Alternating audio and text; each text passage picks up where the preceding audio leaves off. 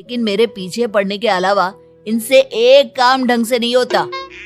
देख रही हो कमला, देख रही हो अपने लाडले को? अरे आप चुप रहिए जी। चलो बेटा, मैं तुम्हें कपड़े निकाल कर दे देती हूँ बस। ऐसे ही साल पर साल बीतते जाते हैं, लेकिन रौनक के रवैये में कोई बदलाव नहीं आता। वो पहले से भी ज्यादा आलसी और पूरी तरह अपने माता पिता पर निर्भर हो जाता है। 2 साल बाद पता नहीं कहाँ गायब रहता है पूरे दिन। अब तक तो आ जाना चाहिए था। अरे आप इतनी फिक्र क्यों कर रहे हैं उसकी? दोस्तों के साथ खेल रहा होगा, आ जाएगा अभी। ये कोई टाइम है खेलने का? 10 बजने वाले हैं, इतनी रात में कौन खेलता है? कमला कुछ कहती उससे पहले ही रौनक वहां आ जाता है। मम्मी जल्दी से खाना लगा दो, बहुत भूख लग रही है। तुम्हें तब तक खाना नहीं मिलेगा जब तक तुम बता नहीं देते कि इतनी रात गए कहां से आ रहे हो।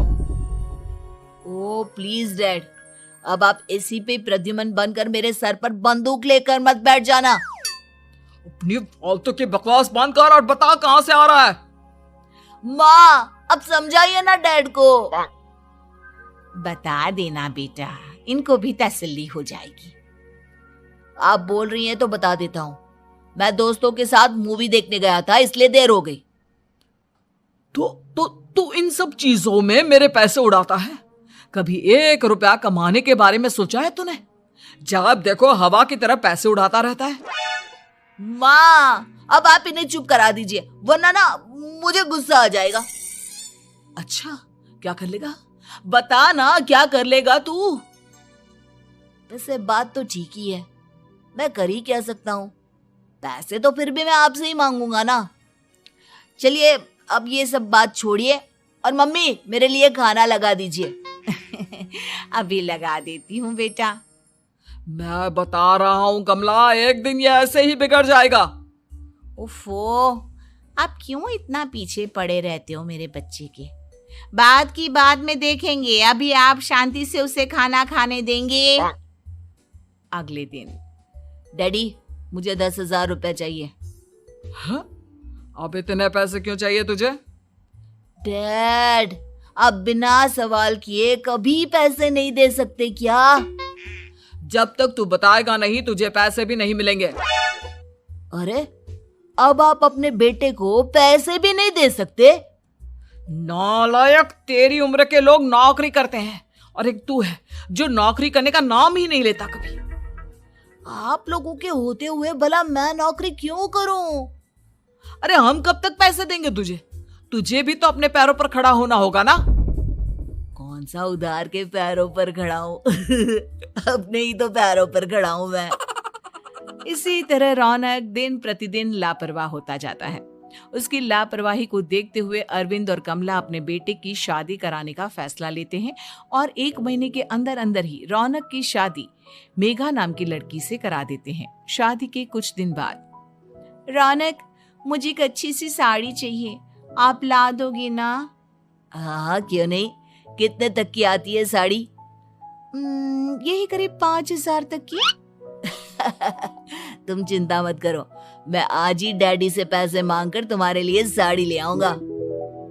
आप कब तक ऐसे ही अपने पापा से पैसे मांगते रहेंगी? कोई अच्छी सी नौकरी क्यों नहीं कर लेते आप? अरे डैड के होते हुए मुझे नौकरी करने की जरूरत ही क्या है? पर आप ऐसे कब तक उनसे पैसे मांगते रहेंगे? कुछ आपको अपने दम पर भी तो करना होगा ना। अब तुम भी बाकी लोगों की तरह मुझे ज्ञान देना शुरू मत कर देना। साड़ी चाहिए ना तुम्हें, मिल जाएगी बस। इतना कहकर रौनक अपने पिता से पैसे मांगने चला जाता है। डैडी मुझे 5,000 रुपया चाहिए। अब 5,000 क्यों चाहिए तुझे? वो मेघा को साड़ी चाहिए थी।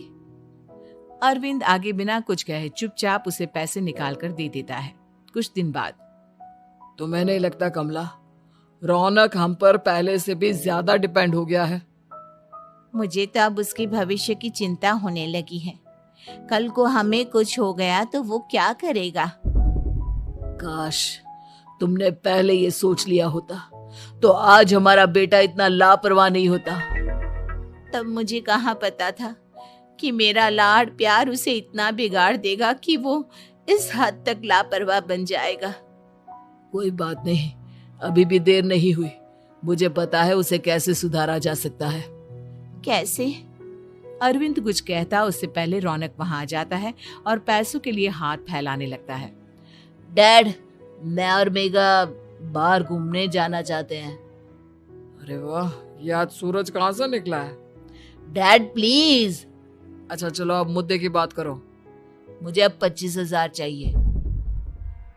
अब तुम्हें 1 रुपया भी नहीं मिलने वाला। अगर तुम्हें पैसों की इतनी ही जरूरत है तो कोई ढंग की नौकरी कर लो। मम्मी, आप कुछ कहिए ना डैड को। बेटा, वो गलत क्या बोल रहे हैं? ये सब हम तेरे भले के लिए ही तो कर रहे हैं। मम्मा, मैंने बताया ना आपको, मुझे नहीं करनी कोई जॉब वॉब। तो ठीक है, निकल जाओ हमारे घर से। तुम्हारे जैसे लोगों के लिए मैंने ये घर खड़ा नहीं किया है। जितना ये घर आपका है ना, उतना ही मेरा भी है। मैं कहीं नहीं जाने वाला। जाना तो पड़ेगा ही तुझे, क्योंकि अब मैं तेरा कोई भी खर्चा नहीं उठाने वाला। ठीक है, मत उठाइए मेरा खर्चा। मैं अपने दम पर भी जी सकता हूँ। तो बेशर्मों की तरह अब तक यहाँ क्यों खड़ा है? अपना सामान ले और निकल जाए यहाँ से। रौनक पैर पटकते हुए वहां से चला जाता है। घर से निकालना जरूरी है क्या उसे? बिना पैसों के कौन रखेगा उसे किराए पर? अगर उसका भविष्य सुधारना है तो हमें अपने दिल पर पत्थर रखकर ये कदम उठाना ही होगा। दोनों बात कर रहे होते हैं कि रौनक अपनी पत्नी के साथ एक बड़ा सा बैग लेकर घर से निकल जाता है, लेकिन घर से बाहर उसे कोई भी मुफ्त में अपने घर किराए पर नहीं रखता। अंत में थक हार कर वो फिर से अपने घर चला जाता है। क्या हुआ? थोड़ी देर पहले तो दहाड़ते हुए घर से निकला था, अब क्या हुआ? नहीं रखा ना किसी ने तुझे किराए पर? डैड प्लीज, मैं कुछ दिनों में कोई अच्छी सी नौकरी शुरू कर दूंगा। आप तब तक तो हमें रख लीजिए प्लीज। सुबह से रात हो चुकी है लेकिन कोई हमें रखने को राजी नहीं है। अब आप ही बताइए, इतनी रात को मैं मेघा को लेकर कहाँ जाऊंगा? ठीक है ठीक है, बहू की वजह से मैं तुझे घर पर रख रहा हूँ, लेकिन तू इस घर में एक बेटे की नहीं बल्कि एक किराएदार की हैसियत से रहेगा। 3 महीने हैं तेरे पास। इन 3 महीनों के अंदर अंदर मुझे तेरी पहली तनख्वाह हाथ में चाहिए, समझ गया? पक्का डैड, इन 3 महीनों के अंदर अंदर तो कोई बढ़िया सी नौकरी ढूंढ ही लूंगा मैं। ऐसे ही धीरे धीरे समय बीतने लगता है और अरविंद के दिए 3 महीनों में से 2 महीने बीत चुके होते हैं। पापा जी ने हमें 3 महीने दिए थे, जिसमें से 2 महीने तो बीत चुके हैं। अब ये आखिरी महीना बचा है। अरे तुम चिंता मत करो, आज मेरा ना 2 जगह इंटरव्यू है, दोनों में से कहीं ना कहीं तो जॉब लगी जाएगी। अच्छा, all the best. Raunak interview के लिए निकल जाता है, जिसके बाद शाम में रौनक घर आता है। कैसा गया इंटरव्यू? आपकी नौकरी लगी या नहीं? अरे पहले सांस तो ले लेने दो अच्छे से। बताइए ना, मुझसे तो जरा भी इंतजार नहीं हो रहा है। वो दरअसल बात यह है कि मेरी नौकरी तो लग चुकी है लेकिन पैसे बहुत कम है। कितने पैसे हैं? 15,000। इतने में अरविंद और कमला मिठाई का डिब्बा लेकर आ जाते हैं। बधाई हो बेटा। हम जानते थे तेरी जॉब जरूर लगेगी। लेकिन मेरी सैलरी बहुत कम है मम्मा। कम है तो क्या हुआ, धीरे धीरे बढ़ जाएगी। हाँ बेटा, हम तो बस चाहते थे कि तू अपने पैरों पर खड़ा हो जाए। मतलब अब आप मुझे घर से नहीं निकालेंगे? नहीं, ये सब हमने तुझे जिम्मेदार इंसान बनाने के लिए किया था। Thank you mummy papa. अगर आप दोनों ऐसा नहीं करते तो मुझे कभी अपनी जिम्मेदारियों का एहसास तक नहीं होता। आज आपने मुझे सिखा दिया कि इंसान का अपने पैरों पर खड़ा होना भी जरूरी होता है। इतना कहकर रौनक झट से अपने माता पिता के गले लग जाता है और अपनी कमाई की पहली तनख्वाह वो अपने माता पिता के हाथ में सौंपता है। इस तरह रौनक एक गैर जिम्मेदार व्यक्ति से एक संसार का नियम है। हमें भी समय के साथ चलना चाहिए। उम्मीद है कि आपको हमारी ये कहानी पसंद आई होगी। कृपया हमारे चैनल को सब्सक्राइब करें और सभी अपडेट्स के लिए बेल आइकन जरूर क्लिक करें। और हाँ, वीडियो लाइक और शेयर करना मत भूलिएगा। Bye bye.